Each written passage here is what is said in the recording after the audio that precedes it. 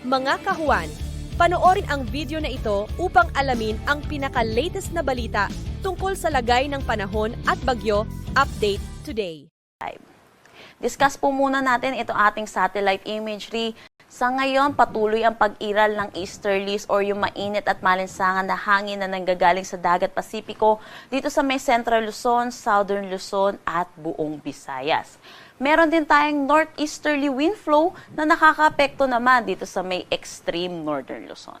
Para naman sa update natin dito sa binabantayan nating low pressure area dito sa labas ng ating Philippine Area of Responsibility, ito ay huling namataan sa layong 1,765 kilometers east ng northeastern Mindanao. Sa ngayon, tumataas na yung tsansa nito na maging isang ganap na bagyo within the next 24 to 48 hours at posibleng pumasok ng ating PAR bukas at papangalanan natin itong Ramil.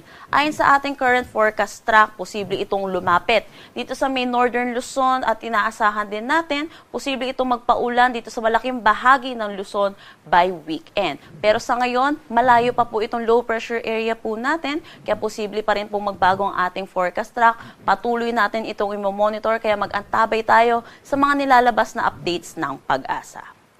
Para sa magiging panahon natin ngayong araw dito sa Luzon, dulot pa rin ng easterlies, malaking bahagi ng Luzon, particularly dito sa may Metro Manila, Calabarzon, Bicol Region, Marinduque, Oriental Mindoro, kasama na ang Isabela, Aurora, Bulacan, pati na rin ang Nueva Ecija ay makakaranas ng maulap na papawirin na may mga kalat-kalat na pag-ulan.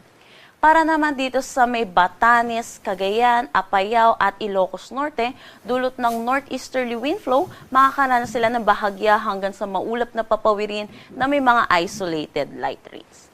Sa nalalabing bahagi naman ng Ilocos Region, Cordillera Administrative Region at pati na rin dito sa may Central Luzon, makakaranas naman sila ng maaliwalas na panahon pero asahan din natin yung init at alinsangan lalo na sa tanghali hanggang hapon na may mataas na tsansa ng mga panandili ang buhos ng pag-ulan lalo na sa hapon at sa gabi dulot ito ng mga localized thunderstorm.